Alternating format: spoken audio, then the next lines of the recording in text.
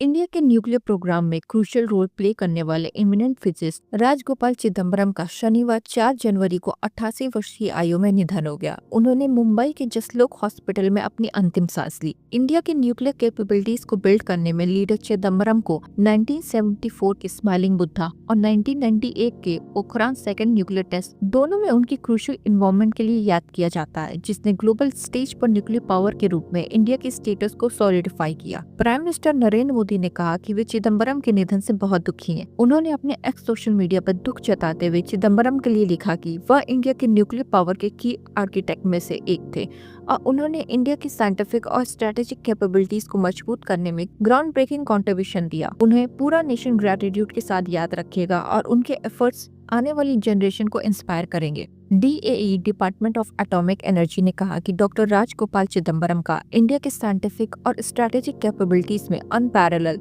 मतलब अद्वितीय कंट्रीब्यूशन और साइंस एंड टेक्नोलॉजी में उनके विजनरी लीडरशिप को हमेशा याद रखा जाएगा।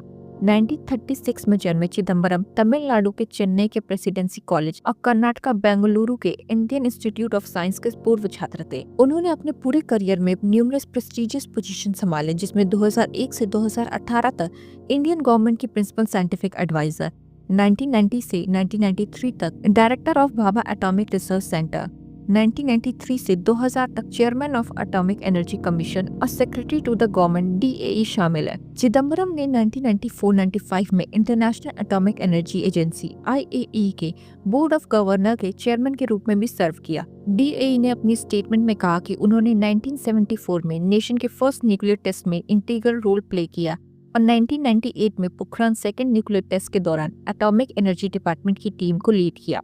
उनके कंट्रीब्यूशन ने इंडिया को ग्लोबल स्टेज पर न्यूक्लियर पावर के रूप में एस्टैब्लिश किया। चिदम्बरम ने इंडिया के सुपर कंप्यूटर के इंडिजिनियस डेवलपमेंट इनिशिएट करने और नेशनल नॉलेज नेटवर्क कॉन्सेप्चुअलाइज करने में इम्पोर्टेंट रोल प्ले किया, जिसने देश भर के रिसर्च और एजुकेशनल इंस्टीट्यूशन को कनेक्ट किया। उन्हें 1975 में पद्मश्री और 1999 में पद्म विभूषण सहित कई प्रेस्टिजियस अवार्ड सम्मानित किया गया। उन्होंने कई यूनिवर्सिटीज से ऑनरी डॉक्टरेट रिसीव किया और वे इमिनेंट इंडियन और इंटरनेशनल साइंस एकेडमी के फेलो भी थे। ऑपरेशन स्माइलिंग बुद्धा की बात की जाए, जिसमें इन्होंने की रोल प्ले किया था, तो 18 मई 1974 को राजस्थान के पोखरान टेस्ट रेंज में कंडक्टेड यह स्माइलिंग बुद्धा ऑपरेशन इंडिया का फर्स्ट सक्सेसफुल न्यूक्लियर टेस्ट था। इस सीक्रेट ऑपरेशन का एक सिग्निफिकेंट हिस्टोरिकल कॉन्टेक्स्ट था। कोल्ड वॉर के दौरान ग्लोबल जियोपॉलिटिकल लैंडस्केप में यूनाइटेड स्टेट और सोवियत यूनियन का डोमिनेंस था। इंडिया की नेबरिंग कंट्रीज चाइना और पाकिस्तान पहले ही 1964 और 1998 में न्यूक्लियर टेस्ट कंडक्ट कर चुके थे। इंडिया को अपनी सिक्योरिटी इंश्योर करने की आवश्यकता महसूस हुई, जिसके परिणाम स्वरूप न्यूक्लियर टेस्ट करने का डिसीजन लिया गया।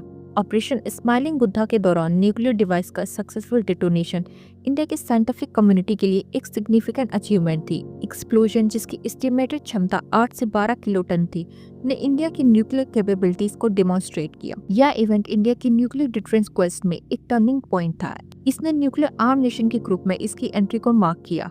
इंडिया की सिक्योरिटी पर ऑपरेशन स्माइलिंग बुद्धा के इम्पैक्ट की बात की जाए तो इसने पोटेंशियल एनिमी प्राइमरी पाकिस्तान और चाइना के खिलाफ डिफेंस का काम किया। इसने क्लियर मैसेज दिया कि इंडिया के पास न्यूक्लियर थ्रेट की स्थिति में खुद को डिफेंड करने की कैपेबिलिटी है।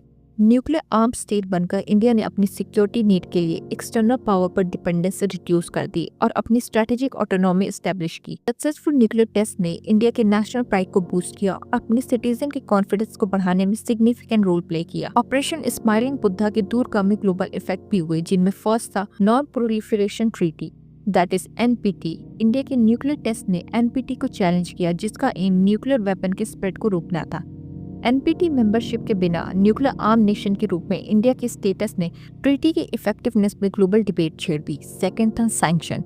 ऑपरेशन स्माइलिंग बुद्धा के रिस्पॉन्स में सेवरल कंट्रीज ने इंडिया पर इकोनॉमिक सैंक्शन लगा दिए, जिससे इंडिया का इंटरनेशनल ट्रेड और इकोनॉमिक ग्रोथ अफेक्ट हुआ। थर्ड था global diplomatic relation. Nuclear test से कई देशों के साथ इंडिया के रिलेशन में तनाव पैदा हो गया, लेकिन समय के साथ डिप्लोमेटिक एफर्ट से यूनाइटेड स्टेट्स सहित की नेशन के साथ संबंधों में सुधार हुआ।